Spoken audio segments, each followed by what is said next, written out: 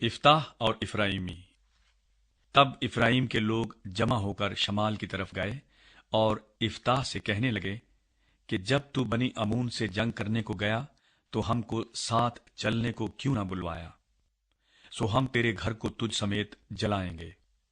افتاح نے ان کو جواب دیا کہ میرا اور میرے لوگوں کا بڑا جھگڑا بنی امون کے ساتھ ہو رہا تھا، اور جب میں نے تم کو بلوایا تو تم نے ان کے ہاتھ سے مجھے نہ بچایا، اور جب میں نے یہ دیکھا کہ تم مجھے نہیں بچاتے تو میں نے اپنی جان ہتھیلی پر رکھی اور بنی امون کے مقابلے کو چلا، اور خداوند نے ان کو میرے ہاتھ میں کر دیا۔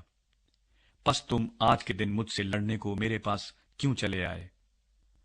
تب افتاح سب جلادیوں کو جمع کر کے افرائیمیوں سے لڑا، اور جلادیوں نے افرائیمیوں کو مار لیا، کیونکہ وہ کہتے تھے کہ تم جلادی افراہیم ہی کے بھگوڑے ہو جو افرائیمیوں اور منسیوں کے درمیان رہتے ہو۔ اور جلادیوں نے افرائیمیوں کا راستہ روکنے کے لیے یردن کے گھاٹوں کو اپنے قبضے میں کر لیا، اور جو بھاگا ہوا افرائیمی کہتا کہ مجھے پار جانے دو تو جلادی اس سے کہتے کہ کیا تو افرائیمی ہے؟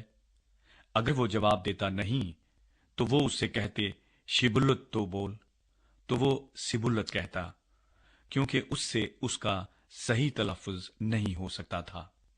تب وہ اسے پکڑ کر یردن کے گھاٹوں پر قتل کر دیتے تھے۔ سو اس وقت 42,000 افرائیمی قتل ہوئے۔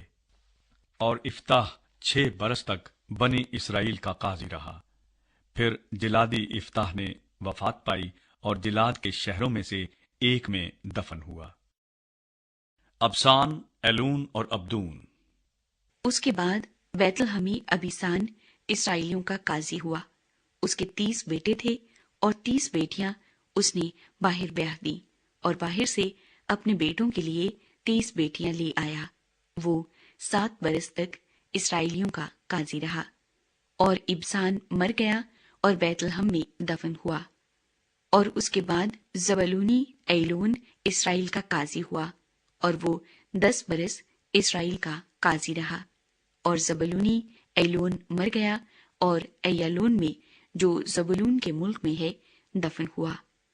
اس کے بعد فراتونی ہللیل کا بیٹا عبدون اسرائیل کا قاضی ہوا، اور اس کے 40 بیٹے اور 30 پوتے تھے، جو 70 جوان گدھوں پر سوار ہوتے تھے، اور وہ 8 برس اسرائیلیوں کا قاضی رہا۔ اور فراتونی ہللیل کا بیٹا عبدون مر گیا اور عمالیکیوں کے کوہستانی علاقے میں فراتون میں جو افرایم کے ملک میں ہے دفن ہوا۔